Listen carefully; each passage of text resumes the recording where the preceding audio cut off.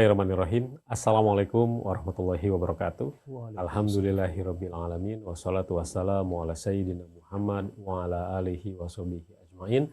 Rabbi zidni ilma Allahumma anfa'ni bima 'allamtani wa 'allimni ma yanfa'uni warzuqni ilman yanfa'uni. Dipancarkan dari Jalan Masjid Silaturahim nomor 36 Kalimanggis, Cibubur, Bekasi, Radio Silaturahim dan Rasil TV untuk Islam yang satu. Ikhwan akhwat yang dirahmati Allah Subhanahu wa taala, apa kabar Anda di saat ini? Semoga dalam keadaan sehat walafiat. Senang sekali saya Angga Aminuddin bersama kerabat kerja nih ya, di kesempatan kali ini yang dapat menyapa ikhwan dan akhwat di mana saja berada yang dapat menyimak siaran kami. Senang sekali di momen Ramadan ini kami dapat kembali hadir dalam dialog spesial Ramadan, dan kali ini narasumber yang kami undang ke studio adalah Bapak Profesor Rohmin Dahuri. Assalamualaikum warahmatullahi wabarakatuh. Waalaikumsalam warahmatullahi wabarakatuh. Bagaimana kabarnya, sehat Pak? Alhamdulillah sehat walafiat. Jadi kalau ikhwan akhwat yang memang selalu menyimak siaran-siaran Rasil sudah tidak asing lagi ya bersama Bapak Rohmin, karena memang kita sudah beberapa kali siaran di Pak Rohmin ya. Saya lebih dari 10 kali. Lebih dari 10 sebelum kali. COVID tapi ya, sebelum COVID gitu ya. Dan sekarang ini memasuki momen bulan Ramadan, apalagi setelah kita melewati panasnya momen politik. Karena di tahun 2024 ini memang panas sekali suhu dan tensi politik kita. Mudah-mudahan di bulan Ramadan ini bisa dikondisikan lagi gitu ya. Kita merekatkan lagi bagaimana ikatan yang sempat retak gitu ya, persaudaraan yang sempat terhambat gitu ya. Sekarang kita di momen Ramadan kita jadikan momen persaudaraan lagi. Nah, ikhwan akhwat, di momen Ramadan ini dialog spesial kami bersama Bapak Rohmin Dahuri, kita akan mengangkat satu topik yang mudah-mudahan bisa memberikan pencerahan kepada Anda. Bagaimana sebenarnya Islam memandang jabatan dan kekuasaan. Baik, Pak Rohmin. Sedikit flashback Pak Rohmin ya. Di 2024 masa-masa awal pemilu, Pilpres, itu kan ada pemilihan presiden dan juga pemilihan legislatif. Kesibukan apa Pak Rohmin kemarin ini? Jadi seperti Assalamualaikum warahmatullahi wabarakatuh. Alhamdulillah wa syukurillah wa la haula wa la quwwata illa billah. Tentunya pertama kita bersyukur kepada Allah, kita diberi kekuatan iman, Islam dan kesehatan untuk senantiasa berbuat kebajikan dan menebar kebajikan untuk sesama insan. Sibuk sekali saya, ya. Kang Angga, karena pertama kali saya itu mencoba berjuang untuk caleg atau calon legislatif ya. Untuk DPR RI saya bertarung kemarin di Dapil Jabar 8 yang meliputi Kabupaten Cirebon, Kota Cirebon dan Kabupaten Indramayu. Kampung halaman. Kampung halaman. Dan karena saya pemain pemula jadi seperti tabiat. Baru ya? Baru kalau, saya. Kalau iya, setelah jadi menteri pensiun kan kembali dosen, penasehat, pembicara deh. Nah, karena cukup serius itu karena saya memang punya tradisi untuk try to be the best gitu. Jadi saya siang malam di sana gitu ya. 150 komunitas itu saya kunjungi tuh untuk dengan nelayan, petani, guru, pesantren gitu ya. Dan alhamdulillah proses tidak akan hasil tidak akan mengkhianati proses itu. Alhamdulillah sampai sekarang dengan sudah ada rekap dari KPU Kabupaten Cirebon, Kota Cirebon dan dari saya, alhamdulillah suara terbanyak nih di antara 9 anggota DPR RI yang terpilih dari dapil itu. Dan dari 9 itu saya satu-satunya yang bukan incumbent tuh, yang 8-nya incumbent semua. Jadi PD Perjuangan dapat 2 kursi, kemudian Golkar dapat 2 kursi, yang lainnya PKS, Nasdem, Demokrat, Gerindra dan PKB itu dapat satu-satu gitu ya. Jadi Pak Rohmin ini mengarungi perpolitikan ini melalui Partai PD Perjuangan ya. Partai Demokrasi Indonesia Perjuangan. Sebenarnya apa sih yang memotivasi Pak Rohmin? Atau alasan kuatnya gitu ya sampai akhirnya harus masuk ini ke legislatif? Alasan kuatnya saya sebagai Muslim insya Allah ingin hidup selamat, sukses, bahagia not only di dunia tetapi juga di akhirat. Dan saya selalu ingat hadis Nabi yang sahih itu, kata Rasulullah SAW, khairun nas anfahum linnas, bahwa orang yang paling baik di mata Allah itu adalah orang yang paling banyak manfaatnya gitu ya. Kemudian ada juga di surat Al-Hujurat kalau nggak salah ya ayat 13, inna akramakum indallahi atqakum. Jadi orang yang paling mulia di sisi Allah orang yang paling beriman dan bertakwa. Yang kedua adalah orang yang paling banyak manfaatnya kepada sesama insan dan bahkan alam semesta. Dalam perspektif Islam kan kita agama rahmatan lil alamin.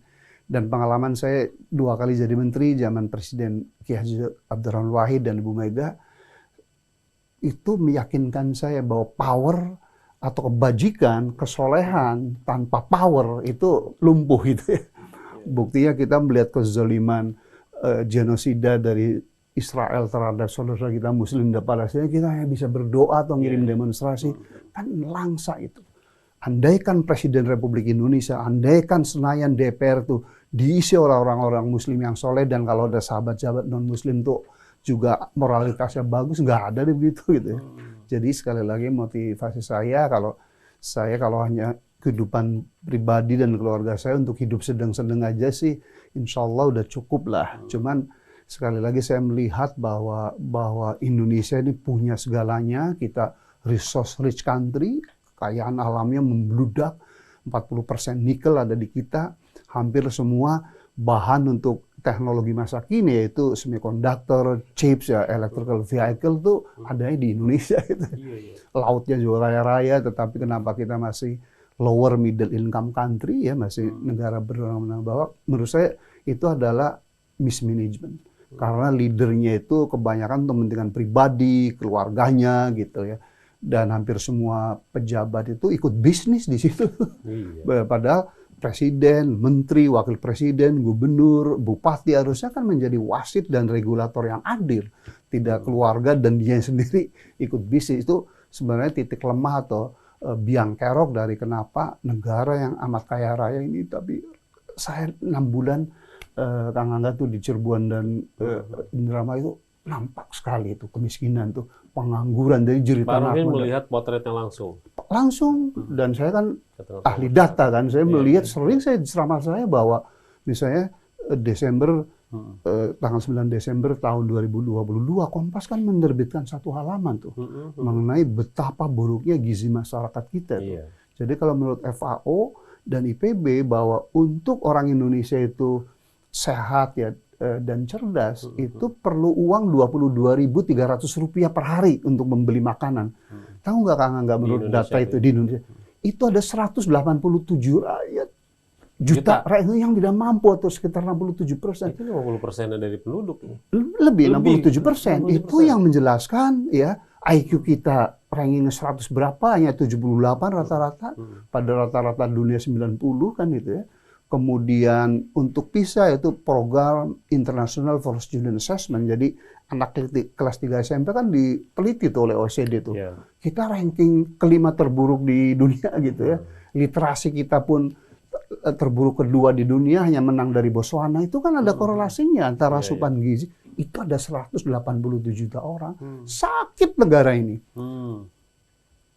Zolim pemimpinnya yang kaya raya dan punya uang rumah 60 dan seterusnya. Itulah yang motivasi saya. Mudah-mudahan rekan-rekan DPR yang terpilih di 2024-2029 ini, apapun partainya, mudah-mudahan benar-benar insan yang capable, punya kompetensi, dan kedua juga punya akhlak yang mulia. Saya yakin kalau majority of anggota DPR 2029 itu dengan kriteria tadi punya kompetensi, kecerdasan, kapabilitas, dan akhlaknya mulia, insya Allah akan kontribusi besar bagi terwujudnya Indonesia yang baldatun thayyibah wa rabbun ghafur.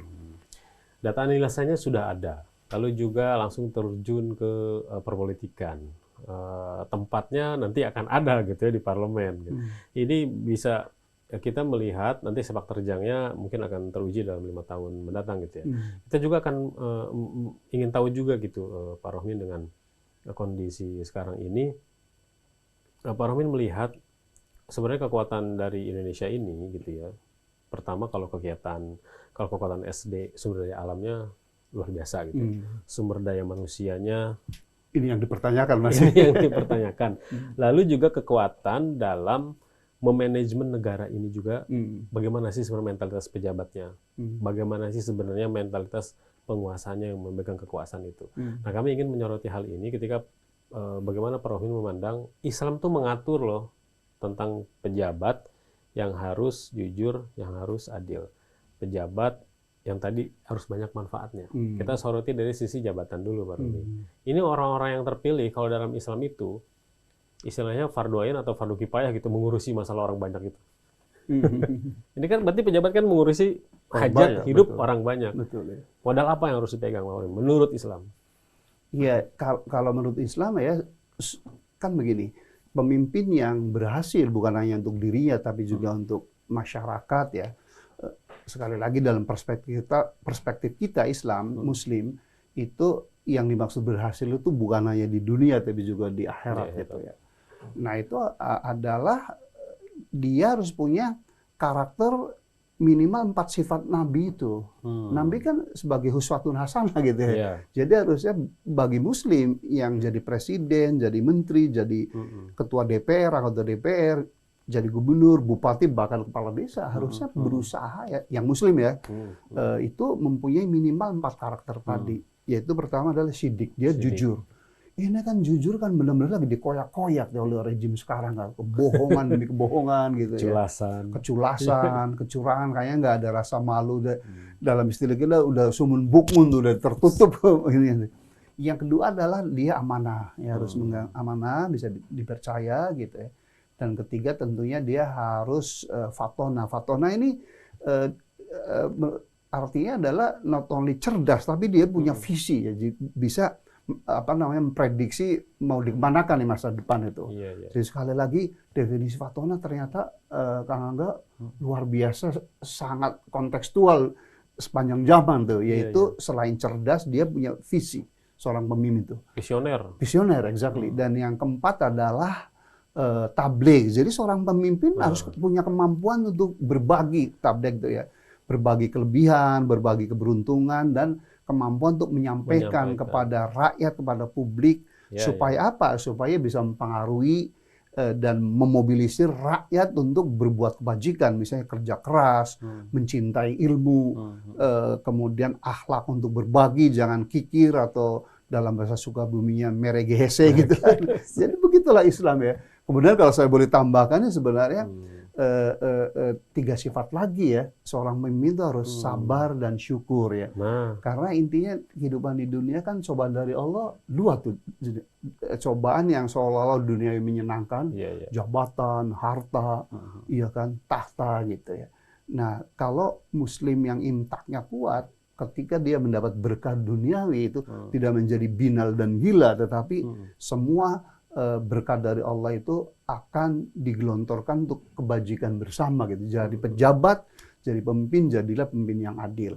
Jadi hartawan jangan seperti si Korun, tapi jadilah hartawan sekaliber Sayyidina Abu Bakar, Sayyidina Utsman bin Affan, sahabat Rasulullah yang sangat terkenal Abdurrahman bin Auf. Jadi orang kaya bukan untuk kemaksiatan diri dan kebinalan diri, tapi dibagi itu. Dibagi, menciptakan aktivitas ekonomi, mendirikan rumah sakit, perguruan tinggi bagus, masjid, jalan dan seterusnya. Dan bersabar ketika kita dapat cobaan gitu ya, musibah. Bayangin nggak kalau pemimpin itu punya sifat syukur dan sabar, wah akan menjadi bintang bilang gitu, akan menjadi penyebar kebajikan. Dan terakhir tentunya qanaah. Itu suatu sikap ya menurut Islam. Qanaah itu kalau kita sudah berikhtiar dan berdoa semaksimal mungkin, ingin A dapatnya B, ya harus kita syukuri. Jadi nggak ada stres tuh. Makanya seorang pribadi Muslim yang kafah dan itiba itu insya Allah hidupnya tuh sehat walafiat, produktif, optimistik gitu ya. Kemudian senyum, kemudian berbagi kelebihan. Kalau kita saintis, berbagi ilmu. Kalau kita hartawan, berbagi harta. Kalau kita pejabat, berbagi keadilan dan kesejahteraan gitu ya. Kalau kita tidak punya kapabilitas itu, berdoa dan berbuat baik saja. Jadi saya pikir dengan 6 karakter tadi, yaitu sidik, amanah, fatona, tabligh, kemudian syukur sabar, dan terakhir adalah qanaah. wah harum tuh. Cuman sayangnya realitasnya banyak pemimpin Muslim sekarang yang terlalu hubud dunia, takut kasus hukumnya dibongkar gitu kan. Itu kan tersandera nih oleh rejim sekarang kan caranya gitu tuh. Jadi hukum tuh bukan untuk menegakkan keadilan atau supaya menegakkan efek jerah, tetapi untuk kepentingan pribadi tuh. Supaya ketua-ketua partai itu mau tunduk di bawah kekuasaannya, kasus hukumnya disandera. Itu fakta, itu nggak bisa dibantah itu. Iya kan? Iya kan, sama orang-orang hubud dunia itu mengorbankan kepentingan akhirat dan kebajikan bersama ya untuk kepentingan dunia dan sifatnya dengan segala macam hormat ke arah maksiat gitu. Mungkin pertanyaan agak sensitif ya Pak Rohmin ya. Pak Rohmin pasti ada pengalaman kan?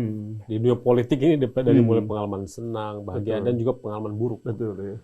Seorang pejabat itu kan harus bisa menerima resiko itu semua. Betul. Pelajaran apa sebenarnya yang Pak Rohmin dapat dari pengalaman-pengalaman kemarin gitu ya? Dan sekarang harus maju lagi di politik. Nggak ada kekhawatiran atau nggak ada ketakutan gitu Pak Rohmin? Luar biasa saya qadarullah ya. Selain punya sisi sangat rosy ya, sangat berbunga-bunga prestasi saya qadarullah dari mulai SD di Gebang, SMP di Babakan, SMA 2 Cirebon, di PB di Kanada jadi dosen teladan 95 pun dosen teladan nomor 1 di Indonesia. Saya pikir waktu saya jadi menteri pun menurut penilaian Menteri Penertiban Aparatur Negara saya the best gitu ya, membawa kelautan perikanan ini. Tapi saya pernah kena fitnah juga gitu. Saya pernah menjadi penghuni pesantren KPK gitu. Nah, tetapi prinsipnya kalau kita yang tahu kan hanya kita dan Allah gitu, dan bukti-bukti empiris ya. Bahwa fitnah yang menimpa saya kan tuduhannya gratifikasi gitu. Dan saksi ahli waktu itu Profesor Arvin dari UI ya. Karena waktu saya jadi menteri antara 2001-2004 tuh belum ada KPK gitu ya. Jadi saya itu benar-benar jujur sekali, sidik sekali gitu ya. Karena jadi menteri Mas Angga saya kira semua kita tahu, apalagi menteri ya, lurah, kepala desa aja dimintai sumbangan ya. Dan itu kan dicatat sama sekjen saya sangat rinci itu. Sumbangan itu dari mana gitu ya, untuk apa gitu ya. Jadi selama 4,5 tahun jadi menteri saya ingat tuh ada sekitar 14 miliar tuh. Membantu masjid, membantu gereja, membantu cold storage di Pulau Nias gitu ya. Mohon maaf, SMA saya juga datang gitu kan, mengundang ceramah, setelah ceramah kan biasa Pak Menteri. Kita lihat musola, alat musik pada rusak semua, minta sumbangan coba. Kalau Mas Angga yang jadi menteri kira-kira ngasih nggak ya? Dan makanya namanya non-budgeter karena itu bukan uang negara, tapi menteri kan kalau misalnya saya ingat tuh meresmikan groundbreaking Bank Bukopin di Cirebon gitu ya, karena di rootnya kan adik kelas saya di SMA 2, jadi nggak ada hubungannya apa-apa gitu. Tanda tangan, prasasti ya, dan dikasih uang tuh. Nah, kalau koruptor kan uang itu saya bawa ke rumah kan, ini ditaruh di sekjen untuk secara transparan tuh nanti kalau ada mahasiswa segala macam minta sumbangan gitu. Dan saya yakin karena secara syar'i saya itu nggak bersalah, maksud nggak bersalah, saya tidak menikmati uang sedikit pun itu, dan itu dicatat bener sekjen. Alhamdulillah, pertolongan Allah. Selama saya di pesantren Bareskrim dan Cipinang pun selama 2,5 tahun, setiap hari ada pengajian, sholat di situ ya. Kemudian waktu keluar pun 3.000 orang menjemput saya, termasuk Pak Taufik Kemas, Pak Akbar, Pak Mahfud MD, Rektor IPB waktu itu baru pulang dari Jepang ya, Prof. Arif Satria, semua lah gitu ya. Pak Anies Baswedan juga jemput saya, ya kan, Pak Alwi Shihab, ya kan, selama saya di dalam pun Gus Dur menengok, semua lah. Waktu sidang saya pun semua orang-orang moralis model Pak Bin Samsudin, almarhum H.S. Dillon, ya udahlah kalau itu. Jadi kiatnya sepanjang kita yang tahu kan kita dan Allah, dan itu kan ada. Kalau KPK kan transparan gitu. Nah, sehingga saya di PK diterima tuh, di PK tahu ya, yang gradasi hukum yang paling tinggi lah kan ada ini, kemudian ada kasasi, PK-nya diterima gitu ya, bahwa saya tidak bersalah, makanya saya dilepaskan ya, sesuai dengan masa tahanan. Padahal kan tuntutan saya kan 7 tahun Pak, tapi 2,5 tahun saya sudah keluar. Tapi itu biar Allah yang menilai dan publik, dan buktinya begitu saya bebas itu 10 gubernur minta saya sebagai penasehat, dan bukan PDI loh. Gitu. Yang PDI hanya Mas Ganjaran, yang lain kan misalnya Aceh, ya kan Pak Nova Iriansyah dari Demokrat, ya kan.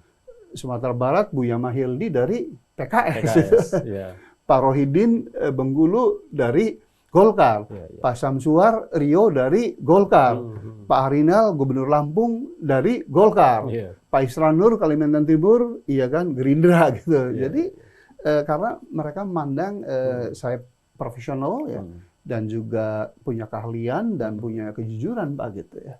Ya kalau itu sudah, dan kalau saya itu koruptor sejati kan nggak mungkin menang Pak. Dan saya alhamdulillah qadarullah 14 Februari itu dan sekarang udah hampir 100%, saya suara terbanyak Bang mengalahkan incumbent yang lain gitu. Nah, saya kira itu ya memang ini karena saya itu dai juga itu jadi harus diklarifikasi nih sisi gelap ya yang dituduhkan pada saya. Terima kasih Kang. Nah, dari pengalaman itu nanti kan 5 tahun ke depan nih akan bergelut gitu ya Pak Rohmin, akan bergelut, pasti akan melihat Pak Rohmin itu dari orang-orang yang memiliki jabatan ini akan ada yang menghalalkan segala cara nanti untuk kepentingan siapa, untuk kepentingan kelompok, untuk kepentingan pribadi. Kira-kira apa nih pegangan selain 7 sifat yang agung tadi? Ini secara politik Pak Rohmin. Strategi politik apa nih Pak Rohmin supaya jadi pejabat itu bisa dalam jalan yang lurus terus? Kalau menurut saya yang diperbaiki harus 3 hal ya. Pertama adalah manajemen kolbu saya sendiri beserta keluarga ya. Dan saya kan insya Allah ya, alhamdulillah ya itu fakta ya bahwa saya kalau banyak orang saya mantan menteri yang miskin gitu kan, itu nggak punya harta. Nah jadi hidup harus sederhana ya, dan alhamdulillah mudah-mudahan sampai hayat di kandung badan kami istri saya sangat sederhana, pakai bener tuh, pakai hemat bener, anak-anak saya pun gitu ya. Dan yang kedua ada masyarakat, Pak. Dan masyarakat ini yang saya ini tuh bener-bener sangat transaksional, sangat tangan di bawah gitu. Jadi minta sumbangan aja gini ya. Nah, saya mencoba yang terbaik kemarin, makanya saya kemarin caleg yang paling rajin sambil memberikan dakwah, ya kan, bahwa ini salah satu rejim sekarang merusak mentalitas rakyat kan gitu Pak. Setiap kunjungan ke daerah bagi-bagi sepeda, kaos, nasi bungkus. Jadi saya merasakan langsung di lapang tuh. Jadi seolah-olah pemimpin yang baik adalah pemimpin yang memberi tadi, memberi nasi bungkus, memberi kaos, memberi sepeda. Bukan memberi Pak, melempar. Lempar lagi. Dengan ada tuh pemimpin partai tuh waktu kembali ke daerah itu kan naik mobil tuh yang apa namanya, yang ada atapnya. Di atap ada tuh. Astagfirullah. Menghinakan rakyat kita tuh. Seolah-olah pamer kemiskinan tuh dipertontonkan, enggak gitu. Dalam Islam harusnya kita yang datang ke rumah dan diidentifikasi benar mana yang benar-benar tidak punya kemampuan untuk berekonomi gitu, tidak ada saudaranya, jadi dimuliakan. Sekali lagi itu damaging mentality itu. Saya jumpai itu bahwa yang dimaksud dengan pemimpin yang baik itu di rakyat kita yang pengangguran tadi, gizi buruk gitu, miskin itu adalah pemimpin yang memberi gitu. Yang kedua adalah mentalitas tangan di bawah, Ustaz Dangga itu. Begitu sekali. Lihat dari masyarakat. Rusak, nggak ada mentalitas untuk tangan di atas. Padahal hadis Nabi kan Allah lagi mencintai tangan di atas daripada tangan di bawah gitu. Kemudian Allah tidak akan merubah nasib manusia kecuali manusia itu atau kaum itu mengubah. Itu yang hilang tuh roh itu. Gara-gara kelakuan pemimpin yang ingin berkuasa selamanya dengan memanipulasi dan mengkapitalisasi kemiskinan, pengangguran dan gizi buruk yang diderita oleh rakyat kita gitu. Jadi itu mudah-mudahan teman-teman yang terpilih menjadi anggota DPR dari partai manapun dan siapapun presidennya nanti memilih menterinya tuh benar-benar yang zaken, yang punya kemampuan dan yang punya akhlak, sehingga kita secara kolektif akan mendidik kembali rakyat kita, akan menyuluh kembali rakyat kita bahwa yang dimaksud bajikan adalah tidak memberikan ikan, tetapi harusnya memberikan kailnya. Itu yang saya berdoa terus kepada Allah ya.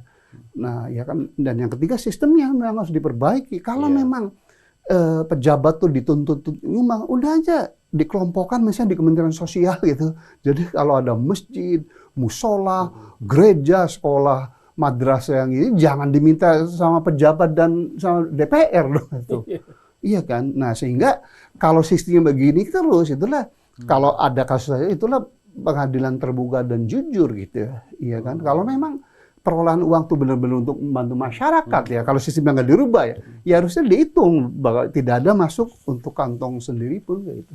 Jadi 3 terapi itu Ustadz Angga yang insya Allah tadi sekali lagi saya berdoa terus mudah-mudahan teman yang terpilih jadi anggota DPR RI 2024-2029 itu orang-orang yang capable, kompeten dan berakhlak mulia dari agama apapun. Terus kalau biasanya kalau pejabat itu kan ada fakta menarik gitu di tengah masyarakat. Ketika sebelum menjadi pejabat deket gitu ya, mudah ditemui, mudah diundang. Kalau udah jadi pejabat jadi susah. Bagaimana Pak Rofin? Ketika dia sudah memegang jabatan, memegang amanah, justru malah semakin dekat sama rakyat. Itu gimana caranya Pak Rofin? Nah itu memang selama 6 bulan saya itu bersosialisasi berkampanye, itu pertanyaan itu selalu itu muncul. Wah nanti Bapak ini yang lain juga kacang lupa kulitnya ya. Cuman kan itulah alhamdulillah ya Allah. Terakhir kerjanya kan nggak begitu, Ustaz. Saya lagi di atas, lagi di bawah, saya tetap hadir di masyarakat gitu dan saya nggak pernah ada post power syndrome gitu. Waktu saya jadi menteri pun ya bukan saya ngomong tapi fakta ya, saya orang yang sangat low profile ya. Tamu siapapun saya terima gitu, lagi sahabat. Itu kemarin banyak pahlawan saya di Cirebon itu waktu saya jadi dirjen menteri saya kunjungi tuh sahabat-sahabat orang tua itu. Jadi itulah yang menjadi testimoni kemarin kita gitu. Jadi, nah lalu pertanyaan berikutnya mungkin Ustaz Angga, apa dong yang mendasari akhlak semacam itu? Ya itu tadi Pak, bahwa ya mudah-mudahan ya Allah sampai hidup saya di kandung badan, saya sangat ingin menjalankan Islam secara kafah di Al-Quran dan sama hadis jelas ya, bahwa kehidupan yang abada yang abadi itu dan yang benar kan di akhirat. Dan ada hadis Nabi 2 itu. Kata Rasulullah ketika ditanya oleh sahabatnya, ya Rasulullah, sesungguhnya dunia itu menurut Allah dan Rasulnya gimana sih? Kata Rasulullah kan gitu. Dunia itu kalau kau celupkan jarimu itu di samudera yang luas, kau angkat jarimu dan ada tetesan. Itulah dunia. Jadi nothing dunia itu. Nah lalu ada hadis berikutnya, kata Rasulullah, kenikmatan Allah yang dicurahkan di seluruh alam semesta dunia itu hanya 1%, Ustaz. The remaining 99% yang sisa berkah kenikmatan Allah di surga, Pak. Jadi itulah yang akan mengendalikan kita begitu ya, dari sifat angkuh, sombong, arogan gitu ya. Ngejago gitu atau bosi gitu ya. Yang apa namanya melihat kehidupan tuh kalau dia tidak kaya nggak akan saya hormati, kalau dia tidak punya kedudukan begitu. Jadi itulah yang membuat hidup saya alhamdulillah ya bahagia ya dan inginnya tadi Pak tangan di atas dan saya berdoa kepada Allah mudah-mudahan akhlak yang Islami ini ya bukanlah saya yang miliki tapi seluruh umat Islam di Indonesia bahkan dunia gitu ya. Kalau akhlaknya itu seperti Rasulullah SAW ya maka peneliti Amerika Michael Hart menobatkan Rasulullah SAW sebagai orang the best leader sepanjang masa gitu ya. Di antara 100 dunia ya karena memang akhlak yang mulia. Satu lagi Pak Romin, pejabat ini kan juga mereka harus melihat tadi kalau misalkan disebut bahwa sekarang faktanya banyak ketimpangan, ketidakadilan, penguasa-penguasa yang dolim gitu ya. Kalau sudah ada jabatan dan memiliki wewenang gitu ya, kira-kira amalan amar ma'ruf nahi munkar apa kira-kira yang pas bagi anggota legislatif? Iya, kalau yang nampak kan itu dari cerminan ini sifat berbagi. Kalau kita di Islam kan kita harus benar-benar sebanyak-banyak mungkin, seikhlas mungkin mengeluarkan infak, zakat, sedekah. Jadi jangan diakumulasi. Itu kalau dalam bahasanya Agim itu kalau harta itu jangan masuk di hati, di tangan saja. Jadi singkat cerita, nah sehingga cerminannya seorang agnia, seorang kaya raya, seorang konglomerat muslim adalah orang yang kehidupan pribadi dan keluarganya sederhana. Itu kan teladan yang paling konkret empiris kan mulai dari Sayyidina Abu Bakar, Sayyidina Uthman, Sayyidina Abdurrahman bin Auf. Itu kan ada bukunya, bukan ini kampanye dari orang Islam itu ya. Nah, jadi begitu. Nah, lalu dikombinasikan dengan upaya kita, Ustaz, karena ini pengalaman bagaimana mendekatkan diri kepada Allah gitu. Bagaimana kita benar-benar menginternalisasi bahwa akhirat tuh ada gitu. Iya.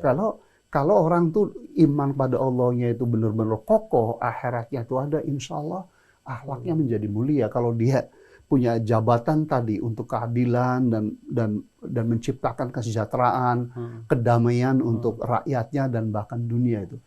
Kalau dia seorang hartawan ya tadi berbagi dan seterusnya. Nah, saya kira dan itu hebatnya Islam ya. Saya kan guru besar di bidang analisis sistem banyak. Sangat sistematis ya. Islam kan ada itu, Pak. Ada input ya, ada proses dan ada output gitu. Inputnya kan berupa tauhid itu. Ketika Allah bertanya ya di roh yang baru 40 hari dalam janin ibu, alastu birobikum, kata Allah. Jawabnya si insan itu, qalu bala sayyidina, betul engkau adalah. Jadi Allah tuh madil. Iman itu dianugerahkan Allah kepada setiap insan. Entah itu insan kafir, non-muslim maupun muslim. Tapi di janin itu sebenarnya ditaruh. Nah, lalu diproses, ada proses secara Yahudi, proses secara Nasrani, proses secara Buddha dan seterusnya. Kalau kita muslim kan prosesnya itu diatur semua, syariah itu yang namanya ada hablum minallah berupa sholat, puasa, ya kan kita di bulan puasa itu. Kemudian naik haji ya dan ibadah mahdo lainnya. Kemudian yang kedua adalah hubungan antara kita dengan diri kita sendiri diatur oleh Islam. Bagaimana kita cara mandi, cara masuk ke kamar mandi, toilet, kemudian nanti waktu mau tidur itu ada doa dulu, kemudian miringnya pun harus ke kanan. Dan ternyata menurut The John Hopkins University itu ada kaitannya dengan kesehatan paru-paru dan jantung kita. Posisi tidur tuh ya. Exactly. Dan kita pun harus bersiwak gitu. Itu lagi-lagi John Hopkins itu. Jadi kalau orang itu bersiwak atau sikat gigi itu ya, minimal 2 kali dalam sehari, yakni pagi dan nanti menjelang tidur, ya kan, itu akan mengurangi resiko jantung koroner 40%, Ustaz. Maka, saya teringat hadis Nabi, kata Rasulullah, andaikan bersiwak ini tidak akan merepotkan umatku, akan aku wajibkan itu. Jadi in my conclusion ya, kesimpulan saya, the most advancing science teknologi, makin berkembang sains teknologi, makin terungkap tuh kebenaran Al-Quran dan hadis itu untuk kebajikan manusia maupun hal-hal yang dilarang gitu. Jadi sekali lagi kita udah diberi input atau modal dasar oleh Allah berupa iman, yang kedua tinggal diproses ya. Dan kalau kita ada namanya syariat atau fikih itu, bagaimana kita berhubungan dengan diri kita sendiri, bagaimana kita berhubungan dengan Allah, dan bagaimana kita berhubungan dengan manusia. Nah, disinilah Muslim yang berbeda tuh kalau soal hubungan dengan diri sendiri, cara mandi, tayamum itu sama aja itu.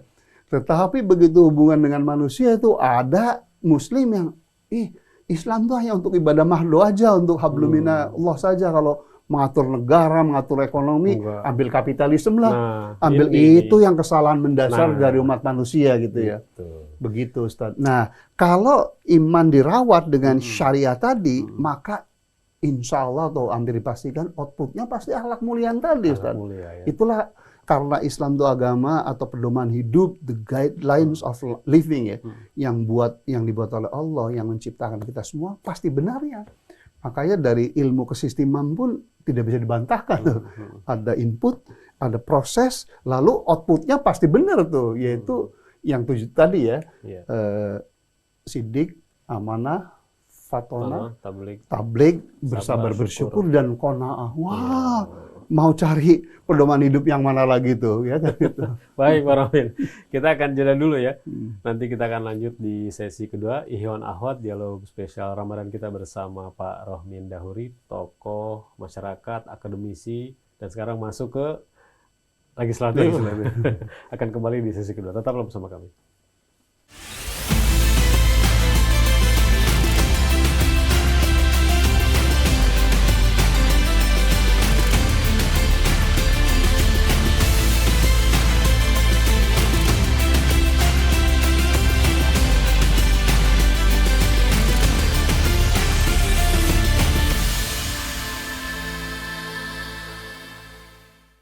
Radio Silaturahim dan Rasil TV untuk Islam yang satu, Ikhwan Akhwat yang dirahmati Allah SWT. Terima kasih masih bersama kami dalam dialog spesial Ramadan bersama narasumber kita Bapak Profesor Rohmin Dahuri, tokoh masyarakat, akademisi, dan yang sebentar lagi akan menjadi pejabat legislatif gitu ya. Anggota legislatif ya. Masih calon apa sudah anggota legislatif? Masih calon dong. Masih calon. Resminya kan 20 Maret ini diumumkan KPU. Setelah itu proses. dilantiknya tanggal 1 Oktober. Itu alurnya gimana tuh Pak? Nanti setelah kan pemilihan sudah, ada rekap, ada keputusan. Iya, kalau mohon maaf, saya kira mungkin daerah lain pun sama ya. Tapi kalau Dapil Jabar 8, Kabupaten Kota Cirebon, udah selesai tuh rekap kabupaten. Jadi dari kabupaten diserahkan ke provinsi, provinsi ke KPU nasional toh. Nah, KPU nasional nanti mengumumkan secara resmi seluruh Indonesia nih untuk DPR RI itu tanggal 20 Maret. Jadi berdoa aja nggak ada yang ngadalin gitu. Tapi fakta sampai sekarang ya dari KPU Kabupaten Kota Cirebon dan Indramayu, alhamdulillah saya suara terbanyak Ustaz gitu. Dari 9 calon yang terpilih gitu ya. 9 calon, bahkan 8 calonnya incumbent. Iya, saya udah new kid on the block ini ya. Raja baru, saya akan banyak belajar dan mudah-mudahan saya akan menebar kebaikan dan menegakkan kebajikan ya di DPR RI itu. Welcome to the jungle, ada istilah seperti itu. Tapi ada juga yang bilang welcome to apa gitu ya, ketika masuk ke parlemen tuh. Baik, parlemen di sesi kedua ini kita ingin menyoroti Islam dan kekuasaan. Dalam Al-Quran, kita mentadaburi ayat-ayat gitu ya. Ketika bicara kekuasaan itu, jangan sampai, muslim ini diingatkan gitu dalam Al-Quran tuh, jangan sampai kaum muslimin ini, ketika memiliki kekuasaan itu seperti Fir'aun, seperti Namrud, atau di masa Nabi Muhammad, ada pemimpin-pemimpin kafir Quraisy, Abu Jahal, Abu Lahab gitu ya. Harusnya menjadi pemimpin itu seperti Nabi, karena ada juga Nabi yang menjadi raja gitu ya. Pak Rohmin bagaimana menangkap pesan Al-Quran ini, bahwa Islam itu mengatur loh, bagi seorang muslim itu ketika berkuasa itu harus menyuarakan suara Allah lah gitu, harus menyampaikan kebenaran. Bagaimana Pak Rohmin? Iya, pertama inilah yang banyak ya, mungkin bukan mayoritas muslim itu ya, jadi menjadi sekuler gitu kan. Padahal di dalam Al-Quran sekali lagi ya, itu kan rukun iman ketiga gitu. Jadi orang yang tidak mengimani satu ayat Al-Quran aja kafir kan. Gitu. Dan Al-Quran dan juga pola kehidupan Rasulullah udah jelas itu bahwa pedoman hidup Allah berupa Islam yang terkodifikasi dalam Al-Quran dan Al-Hadis itu benar-benar untuk ngatur kehidupan manusia itu di dunia gitu. Sedangkan akhirat itu buahnya nanti gitu ya. Barang saya menjalankan Islam secara kafah dan itiba itu dijamin sukses hidup dunia akhirat gitu ya. Bahkan saya kalau mentadaburi Al-Maidah ayat ke-44, 45, ke-4 dan 47, wah dahsyat sekali tuh kata Allah kan begitu ya di ayat 44 Al-Maidah ayat ke-44. A'udzubillahi minasyaitonir rajim wa man lam yahkum bima anzalallahi faulaika humul kafirun. Jadi barang siapa manusia yang memutuskan suatu perkara itu perkara ekonomi, politik, negara, rumah tangga tidak berdasarkan pedoman hidup yang dibuat oleh Allah yaitu Al-Quran dan Hadis, itu kafir. Di ayat 45-nya, wa man lam yahkum bima anzalallahi faulaika humul zalimun, zalim. Dan 47-nya, wa man lam yahkum bima anzalallahi faulaika humul fasikun. Jadi yang paling ringan tuh fasik. Dan tiga-tiganya kafir, zalim, dan fasik. Mohon maaf untuk teman-teman umat lainnya, menurut perspektif Allah dalam Al-Quran itu masuk neraka itu. Ya kan? Jadi kita kan nggak boleh sekuler. Artinya apa? Jadi pemimpin tuh harus. Cuman syaratnya kita punya capability. Syaratnya iman dan takwa kita kuat. Syarat ketiganya punya akhlak yang mulia. Sehingga ketika jadi pemimpin, yaitu presiden, DPR, menteri, gubernur, bupati, bahkan kepala desa, itu kebijakannya benar-benar berlandasan kepada keadilan dan untuk kepentingan bersama, dan orientasinya adalah kesejahteraan yang ramah lingkungan dan berkelanjutan. Kalau kapitalis kan tidak. Makanya ada namanya triple crisis kan. Triple crisis. Pertama adalah krisis di bidang lingkungan hidup, rusak, pencemaran, musnahnya biodiversity, dan ini global warming gitu. Iya kan? Yang berikutnya adalah krisis mengenai kesenjangan kaya miskin tuh, iya kan? Itu tahun 2010 saya ingat datanya dari Oxfam itu. Jadi 336 orang terkaya di dunia, Ustadz Angga itu kekayaannya sama dengan 50% kekayaan penduduk seluruh dunia, yang the bottom half gitu ya. Tahun 2017 bukan 336, 7 orang terkaya di dunia kekayaannya sama dengan lebih kecil lagi. Jadi 336 bagi 7 kekayaannya sama tuh. Iya kan, berarti kan kesenjangan kaya miskin makin menganga tuh. Dan yang lebih menyisakan dada, lagi-lagi menurut Oxfam Internasional, Indonesia itu dalam hal ketimpangan kaya miskin terburuk ketiga di dunia gitu. Kan dahsyat itu. Ketimpangannya sangat tinggi. Iya, 1% orang terkaya di dunia, Ustaz Angga, ini menurut data yang sangat sahih dari Oxfam International Institute. 1% orang terkaya di Indonesia kekayaannya sama dengan 50% kekayaan negara ini. Waduh. Iya kan, menurut KPI Komisi Agraria itu 0,2% penduduk Indonesia punya lahan ya, itu 70% lahan Indonesia itu di kangkangnya tuh dimiliki oleh 0,2% konglomerat di Indonesia. Padahal hadirin ikhwan akhwat ya, garapan sawah, usaha sawah di Jawa tuh rata-ratanya 0,4 hektar. Ini ada yang jutaan hektar punya lahan gitu ya. Dan menurut penelitian dari IPB dan FAO, skala ekonomi usaha padi sawah itu di Jawa 1,5 hektar, Ustaz, dengan teknologi yang ada sekarang ya. Artinya yang dimaksud economic of scale atau skala ekonomi adalah besaran unit usaha di mana hasilnya tuh bisa mensejahterakan si pelaku usaha itu. Dan yang dimaksud sejahtera itu menurut Bank Dunia ya, itu kalau income orang itu minimal 7,5 juta, Ustaz, per bulan gitu ya. 7,5 juta itu ada hitungannya lah. Kalau saya paparkan ya, tadi kita percaya aja lah sama lembaga yang ternama ini ya. Nah, jadi itu 1,5 hektar. Nah, petani sawah di Jawa tadi hanya 0,4 hektar. Jadi siapapun bupatinya, siapapun gubernurnya, siapapun menterinya dan presidennya, kalau petani sawah itu hanya menggarap 0,4 hektar, income-nya paling 2,5 juta per bulan. Itulah miskin, Pak. Nah, sementara itu ada 0,2% rakyat Indonesia yang punya lahan jutaan hektar gitu. Itu kan nggak adil ya. Karena apa? Karena itu tidak berdasarkan aturan hidup yang buat oleh Allah. Kalau dalam Islam kan ada hadis sahih bahwa kalau ada seorang muslim ya yang bisa tidur nyenyak padahal tetangganya 40 rumah ke depan, ke belakang, ada yang lapar, yang nganggur, kata Rasulullah dia bukan umatku. Kalau bukan umatku kan implikasi di akhirnya apa?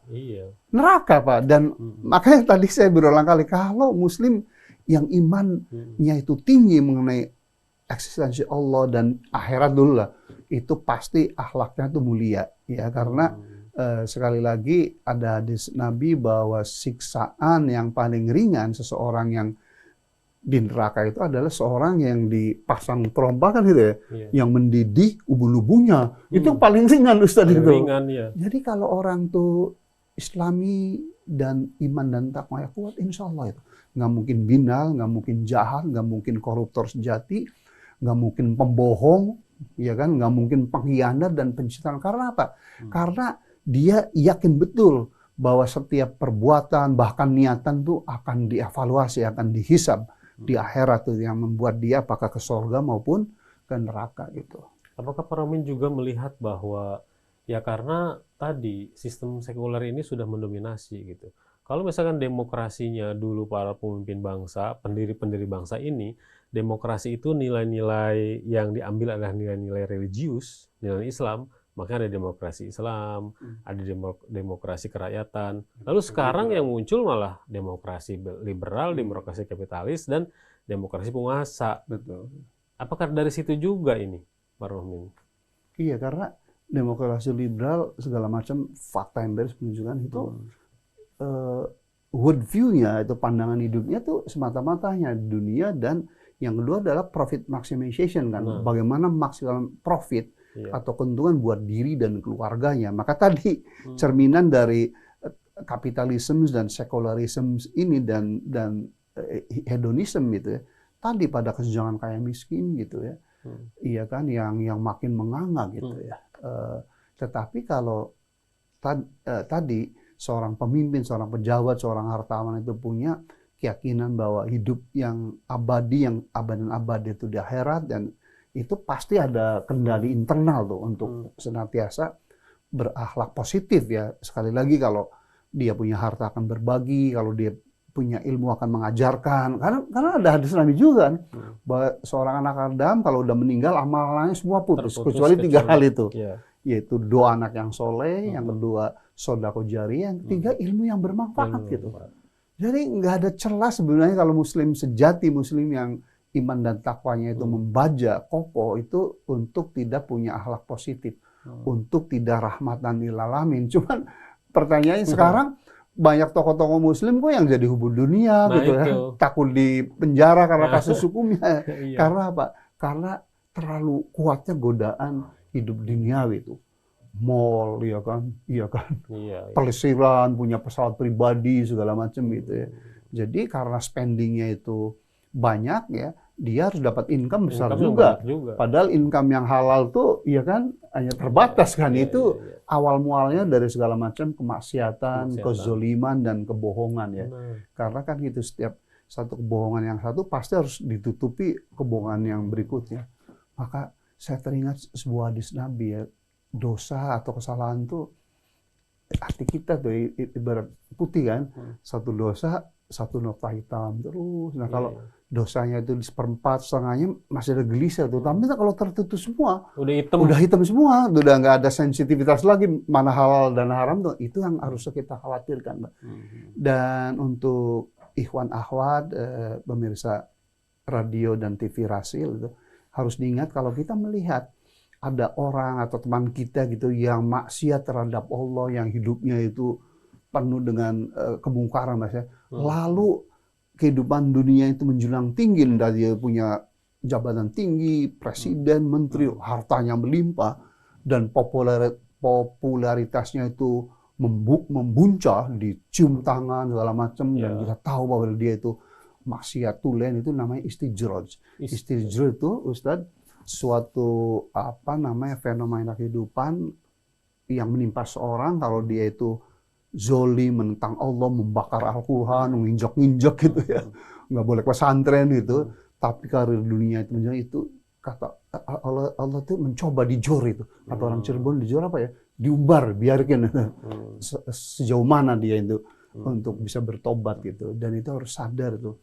Tetapi sesungguhnya kalau insan itu sensitif, kalau harta yang diperoleh dari jalan haram, zolim pada orang lain, pasti istana keluarganya kalau saya lihat sih kehidupan itu berantakan, Pak. Anaknya kena narkoba lah, ya kan. Istrinya nauzubillah kena pil, tahu ya pil ya. Punya pria idaman lain, ada nauzubillah, itu dia gagah seolah-olah soleh-soleh itu kalau tampil di TV dan radio aja gitu. Karena kan bisa dipoles. Itu hanya panggung sandiwara. Jadi casingnya itu yang diutamakan oleh para munafikun dan sekularis gitu ya. Jadi itulah rambu-rambu, Ustadz, boleh kita berkuasa ya, tapi jadilah penguasa seperti Rasul-Rasul dan Nabiullah, dan terakhir adalah teladan yang paling mulia sepanjang masa adalah Rasulullah Muhammad SAW. Kemudian para khulafaur rasyidinnya yang dijamin oleh Rasulullah masuk surga ya. Sampai zaman kemasan Islam ya, Khalifah Umar bin Abdul Aziz, cicitnya Umar bin Khattab itu kan terkenal khalifah atau presiden atau kepala negara yang sangat capable, yang sangat soleh, yang sangat sederhana. Dulunya konglomerat, jadi khalifah malah disumbang-sumbangkan gitu ya.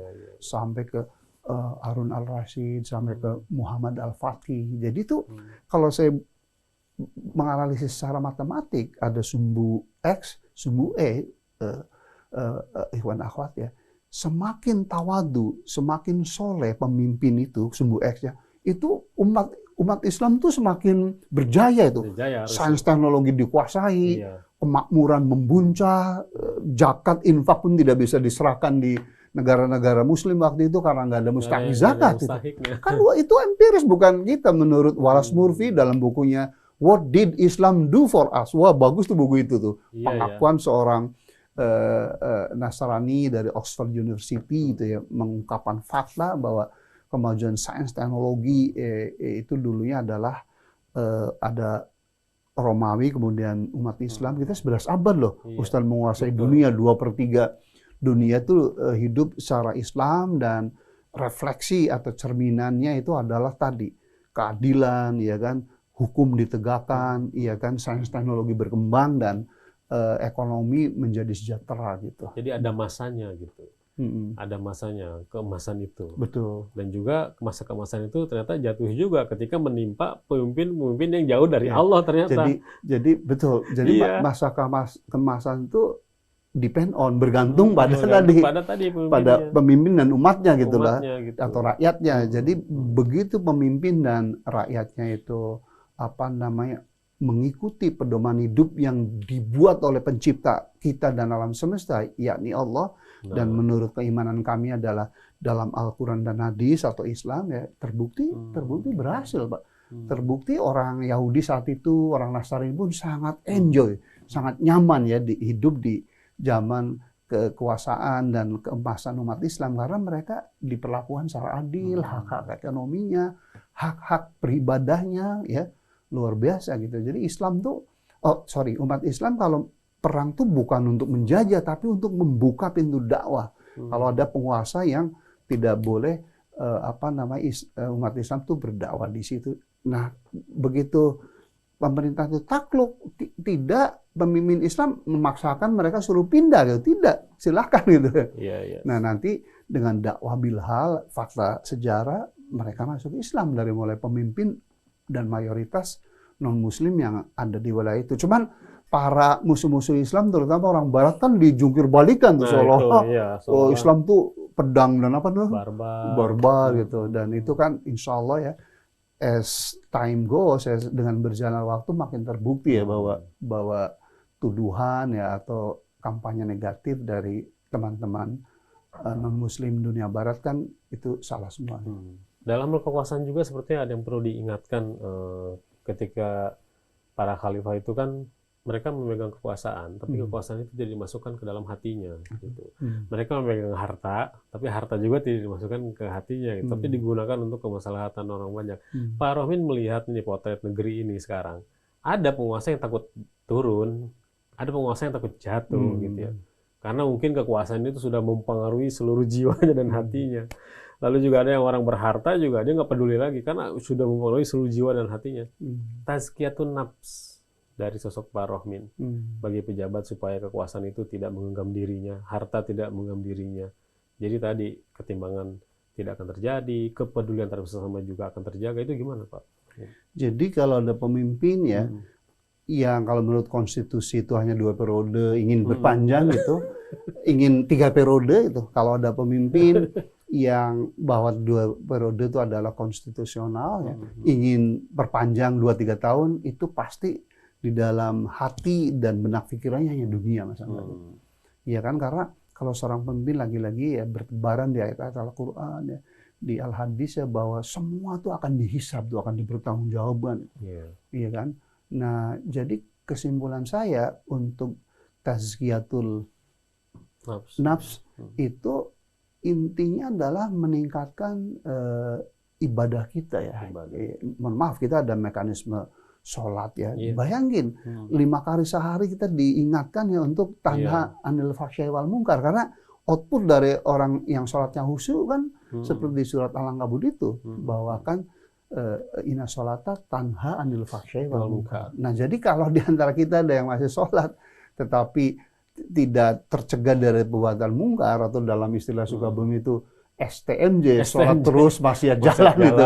Nah, itu harus introspeksi diri. Jangan-jangan sholat kita itu tidak karena Allah, tapi karena ingin dipandang, wah ini pemimpin Islam ini dipilih lagi, gitu ya. Itu nauzubillah min dzalik. Sampai ada yang bertanya, ini pemimpin ini sholat apa enggak? Gitu. Nah, jadi, cuman karena kita hidup di negara Pancasila, izinkan teman-teman warga negara yang non-Muslim ya, kalau kami bicara ini karena itulah tuntunan kami. Tetapi kami akan sangat menghormati gitu ya, keyakinan dari teman-teman non-Muslim gitu ya. Dan saya lalu jadi ingat pidato Bung Karno di suatu saat kan, bahwa pemuda Muslim, jangan kau ubah negara ini menjadi negara Islam, tetapi kalau kalian semua ingin memastikan bahwa sistem perundangan kita itu diwarnai oleh ayat-ayat Al-Quran dan hadis, maka orang-orang di antara kalian yang pinter, yang punya passion, kesabaran dan kecintaan, jadilah parlemen, ya kan, jadilah menteri kan. Beliau pun berbidato di pemuda-pemuda Nasrani itu,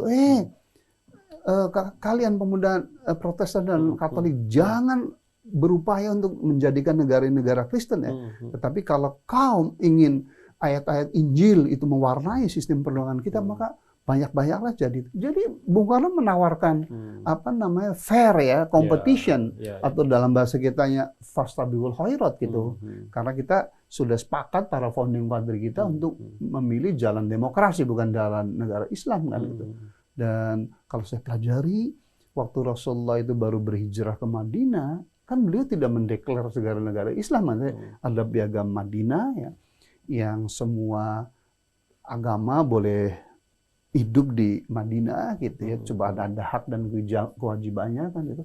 Kan menjadi indah. Itulah fondasi dari the golden age of Muslim gitu. Karena begitu seorang Muslim itu diberi kekuasaan, maka dia akan berbuat adil, not only for Muslim tetapi juga non Muslim gitu.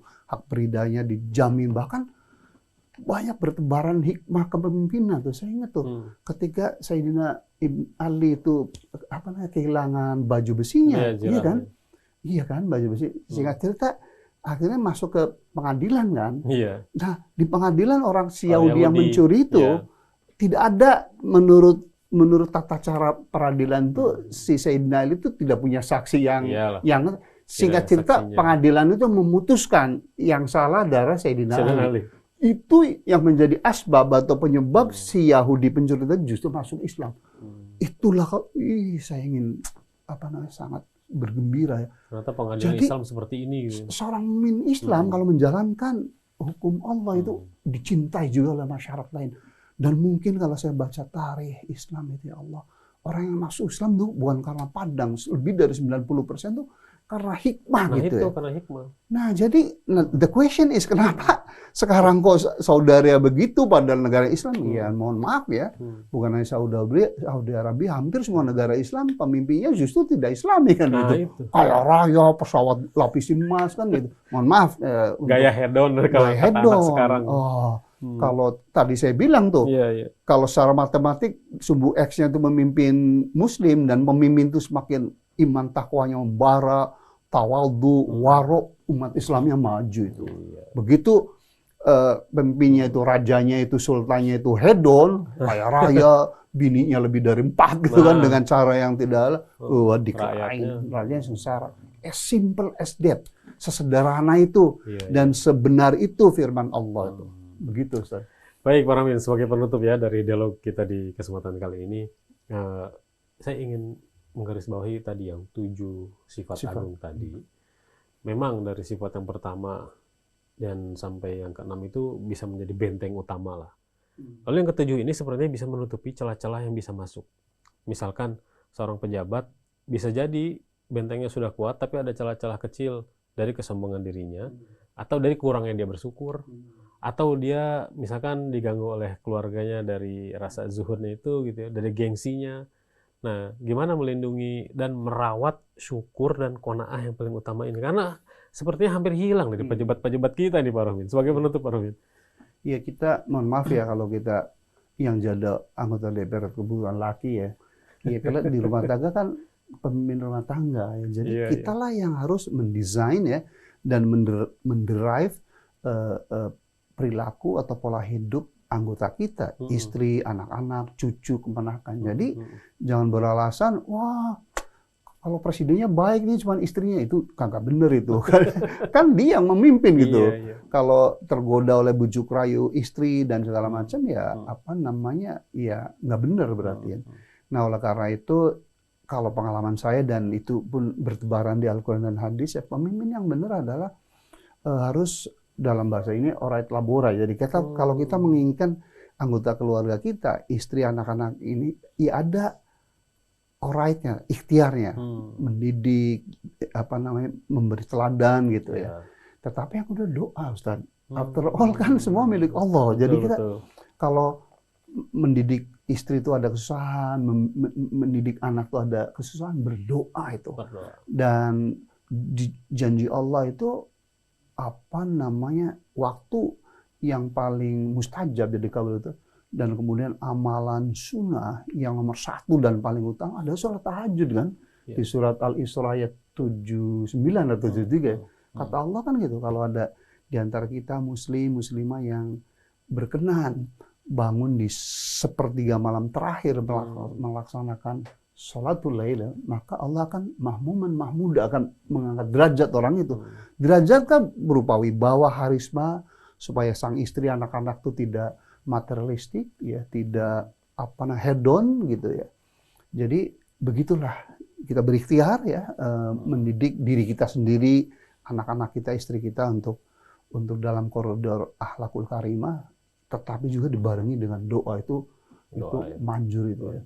Karena after all semua kan milik Allah gitu. Hati kita pun bolak-balik kan, kalau Allah berkehendak kita ini menjadi orang yang soleh juga mudah gitu. Baik, Pak Hamid. Satu lagi. Saya berimajinasi gitu ya, nanti di Gedung Senayan tuh majority lah, kalau 100% ini nggak mungkin, zaman Nabi pun ada 10% yang model Abu Jahal, Abu Lahab gitu. Beliau berakhlak mulia, manusia teladan sepanjang masa pun ada yang membenci, tapi itu minority gitu. Cuman I am imagining dan expecting ya, anggota DPR yang 2024-2029 dari latar belakang agama apapun, etis apapun, adalah orang-orang yang kompeten, yang capable dan berakhlak mulia gitu. Sehingga 3 fungsi DPR, yaitu hak regulasi menyusun perundang-undangan, yang kedua hak budgeting, membuat anggaran bersama pemerintah untuk sektor mana, untuk daerah mana yang diprioritaskan, dan yang ketiga pengawasan itu akan benar-benar dijalankan dengan baik gitu ya.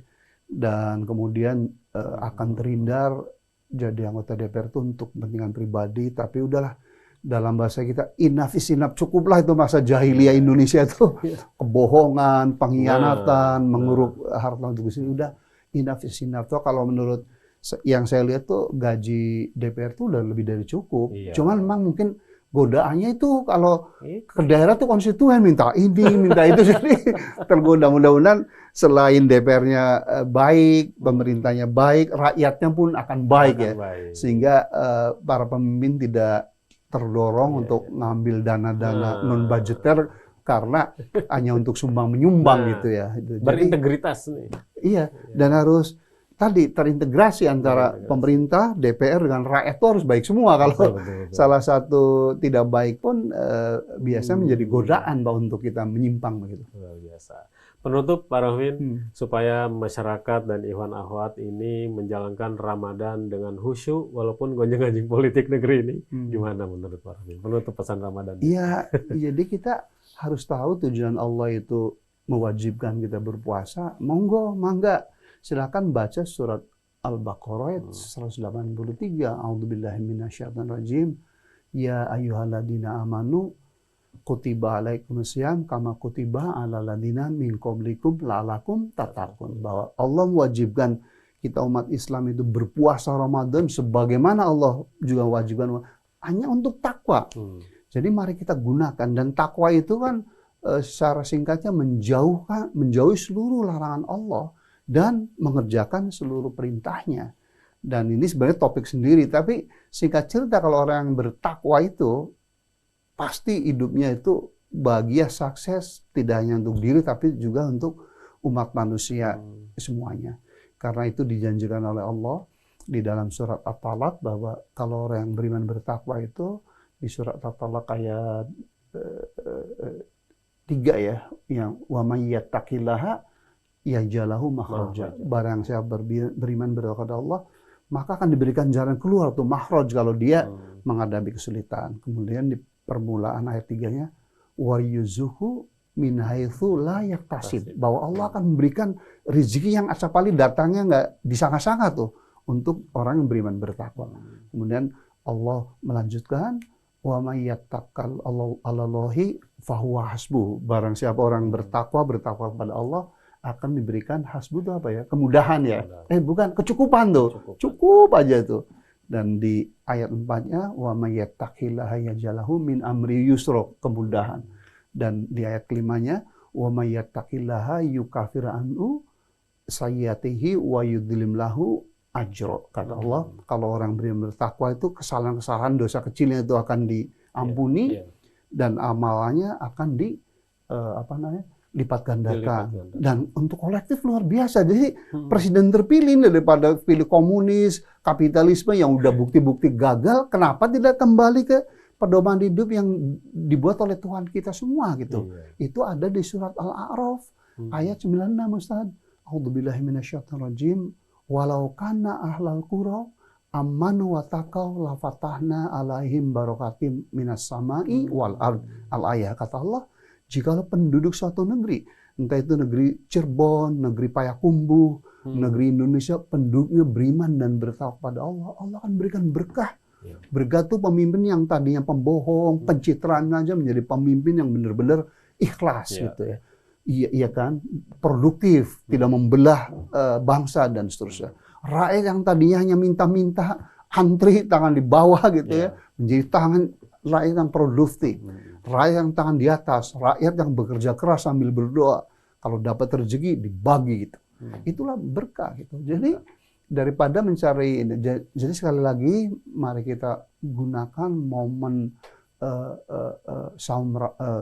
bulan Ramadan itu untuk berpuasa yang benar-benar karena iman kepada Allah dan dimaksimalkan ibadahnya gitu, entah yang wajib, yang sunnah, membaca tadabbur Al-Quran, bersedekah dan menolong sesama. Insya Allah akan berhasil dunia akhirat, tidak hanya untuk individu tapi untuk bangsa dan bahkan dunia. Baik. Luar biasa, Masya Allah. Terima kasih banyak Pak Rohmin atas dialog spesialnya di kesempatan kali ini bersama pendengar. Semoga apa yang disampaikan bermanfaat bagi kita semua. Amin. Demikianlah Ikhwan Akhwat, dialog spesial kita bersama Bapak Profesor Rohmin Dahuri, tokoh masyarakat, akademisi, dan sekarang juga tokoh politik, ya, karena akan masuk ke parlemen ya. Kita doakan semoga Pak Rohmin selalu diberikan kesehatan dan selalu dalam lindungan Allah Subhanahu wa Ta'ala dan dapat mengemban amanahnya itu dengan baik dan benar, dengan jujur, dan kita doakan dan kita dorong, kita support beliau. Semoga selalu dalam jalan Allah Subhanahu wa Ta'ala.